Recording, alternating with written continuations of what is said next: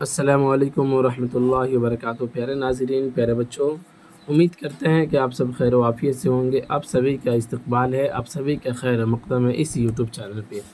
پیارے بچوں، جیسا کہ آپ کو پتہ ہے کہ ماحول میں کلاس 9 کا جو اردو ہے درخشاں حصہ اول جو ہے، جسے آپ دیکھ لیجئے، یہ 9 کلاس کا ہے۔ تو ہم نے ماقبل میں 5 چیپٹر تک آپ کے درمیان پڑھا دیا گیا۔ آپ کے سبق جو ہے 5 چیپٹر تک مکمل ہو گیا۔ آج جو ہم پڑھنے والے ہیں اس والے سبق کے اندر، اس والے ویڈیو کے اندر 6 چیپٹر یعنی کہ 7واں سبق یہاں سے ہم شروع کریں گے، ٹھیک ہے نا؟ تو یہاں سے دیکھیے، پہلے تو ہم یہ پڑھیں گے آج کے ویڈیو کے اندر ناول کیا ہوتا ہے، ناول کے بارے میں مختصر سے معلومات، پھر اس کے بعد رتن ناتھ شرشار جو آپ کے نصاب کے اندر جن کے بارے میں ذکر کیا گیا ہے، چونکہ جو یہ ناول ایک نگار شخصیت ہیں تو ان کی شخصیت کے بارے میں پڑھیں گے۔ پھر ان کا لکھا ہوا جو ناول ہے جو آپ کے نصاب کے اندر شامل ہے، عبرت اور نصیحت، انشاءاللہ کل کے سبق کے اندر پڑھیں گے، ٹھیک ہے نا؟ تو چلیے شروع کرتے ہیں۔ شروع کرنے سے پہلے آپ سے درخواست ہے کہ ویڈیو کو جتنا زیادہ سے زیادہ ہو سکے شیئر کر دیجئے، چونکہ ان بچوں تک یہ سبق پہنچ جائے جو بچے امسال کلاس 9 کے اندر ہیں اور وہ اپنی تیاری میں لگے ہوئے ہیں اور وہ اپنے ایگزام کے اندر 195 پلس نمبر لانے کی وہ خواہش مند ہے، تو ان تک اس ویڈیو کو شیئر کر دیجئے، سمجھ رہے ہیں نا؟ چونکہ میں جس طرح سے پڑھا رہا ہوں، اگر آپ کا حق بچے اگر اس طرح سے پڑھ لیے تو پھر وہ تو یہاں سے 100 نمبر کی تیاری کر کے جائیں گے، 95 پلس تو آنا انشاءاللہ اس کا طے ہے، سمجھ رہے ہیں نا؟ چونکہ میرا آف لائن بھی پڑھانے کا تجربہ کافی دنوں سے رہا ہے، ایک دن کا تجربہ نہیں ہے کہ ایک دن کے تجربے کی بنیاد پر کہی جا سکے کہ ہاں اتنا نمبر آ سکتا ہے، سمجھ رہے ہیں نا؟ تو بہت سارے بچے ایسے ہیں جو کافی 95 پلس نمبر اسکور کیے ہیں ہمارے آف لائن پہ جو بھی بچے پڑھتے ہیں، بٹ آن لائن تو ان سال ہی شروعات کی گئی ہے 9 کلاس کی، تو انشاءاللہ ضرور آپ بھی 95 پلس ضرور لائیں گے، ٹھیک ہے نا؟ اگر فی نفسی اگر آپ محنت کر لیتے ہیں تو چلیے شروع کرتے ہیں، دیکھتے ہیں۔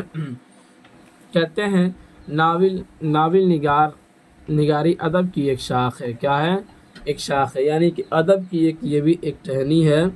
ہماری زندگی، ماحول اور روزمرہ کے معاملات کی عکاسی اس فن کے ذریعے کی جاتی ہے۔ ناول مغربی ادب کی دین ہے۔ اس کے بعد کہتے ہیں فیلڈنگ نے ناول کی تعریف اس طرح کی ہے: ناول نثر میں ایک تربیہ کہانی ہے۔ کیا ہے؟ ایک تربیہ کہانی ہے، یعنی اس کے نزدیک المیہ کہانی ناول کے موضوع سے باہر ہے۔ فیلڈنگ کی یہ تعریف وقیع اور جامع نہیں۔ انگلستان کی ایک ادیبہ کلار ادیوز اس فن کی تعریف کرتے ہوئے کہتی ہے کہ ناول اس زمانے کی زندگی اور معاشرت کی سچی تصویر ہے جس زمانے میں وہ لکھا جائے، یعنی کہ ظاہر سی بات ہے، ناول جو ہوتا ہے نا، جس زمانے میں لکھا جاتا ہے اس زمانے کی وہ کیا ہوتی ہے؟ ایک سچی تصویر ہوتی ہے، چونکہ اس زمانے کی حالات کو، کیفیات کو بیان کیے جاتے ہیں۔ غرض کہ ناول نگاری کا مقصد حقیقی زندگی کی ترجمانی ہے، گویا ناول حیات کی تعبیر پیش کرتا ہے۔ کیا کرتا ہے؟ حیات کی تعبیر، یعنی کہ زندگی کی متعلق بہت ساری چیزوں کو بتاتا ہے۔ اس کے بعد کہتے ہیں ناول کے اجزاء ترکیبی درج ذیل ہے۔ اجزاء ترکیبی کا مطلب یہ ہوتا ہے اس کے جز جو ہے وہ مندرجہ ذیل یہاں پہ ذکر کیا جا رہا ہے۔ پہلے نمبر پہ پلاٹ، کردار، ماحول، مکالمہ، جذبات، نگاری، فلسفہ حیات، زبان۔ اردو ناول کے فن کو فروغ دینے والوں میں مطلب یہ جو بھی ہے یہ سب کے سب کیا ہے؟ ناول کے اجزاء ترکیبی ہیں۔ اردو ناول کے فن کو فروغ دینے والوں میں مولوی نذیر احمد، رتن ناتھ شرشار، عبدالحلیم شرر، راشد الخیری، محمد طیب، مرزا محمد ہادی رسوا قابل ذکر ہیں۔ ان کے بعد کی نسلوں میں کرشن چندر، ممتاز مفتی، عبداللہ حسین، قرۃ العین حیدر، عصمت چغتائی، رمانند ساگر، خدیجہ مستور، رضیہ سجاد، ظہیر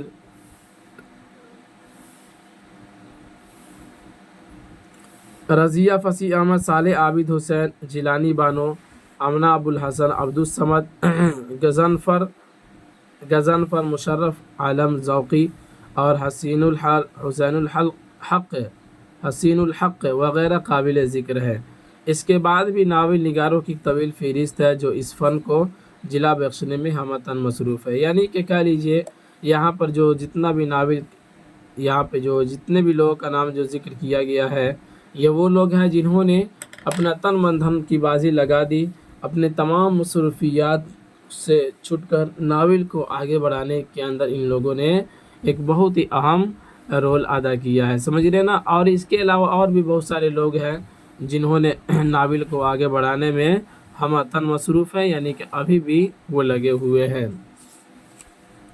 اس کے بعد رتن ناتھ شرشار کے بارے میں پڑھتے ہیں۔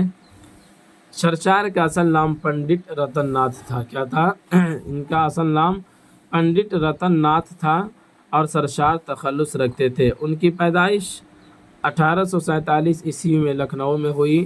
شرشار کے والد کا نام پنڈت تیج بہادر تھا۔ شرشار کشمیر کے ایک باعزت برہمن خاندان سے تعلق رکھتے تھے۔ کہاں سے؟ باعزت برہمن خاندان سے تعلق رکھتے تھے۔ آج نا یہ اردو بٹ گیا ہے کہ یہ اس کو مسلم لوگ حاصل کریں گے اور اس کو غیر مسلم حاصل نہیں کریں گے، بٹ پہلے کے دور میں ایسا نہیں تھا۔ اردو ایک ایسی زبان، یہ کسی قوم کی زبان نہیں ہے، یہ ہندوستانی زبان ہے، سمجھ رہے نا۔ چونکہ اردو کا جو وجود ہوا تھا وہ ہندوستان کے اندر رہنے والے جو لوگ تھے، یعنی کہ ہندو اور مسلم، انہی لوگوں کے دونوں زبانوں سے مل کر یہ کیا بنا ہے؟ اردو زبان بنی ہے، ٹھیک ہے نا۔ اس کے بعد کہتے ہیں شرشار کی عمر صرف 4 سال کی تھی کہ پنڈت تیج بہادر کا انتقال ہو گیا۔ چنانچہ شرشار کا بچپن اپنی ماں کے ساتھ گزرا۔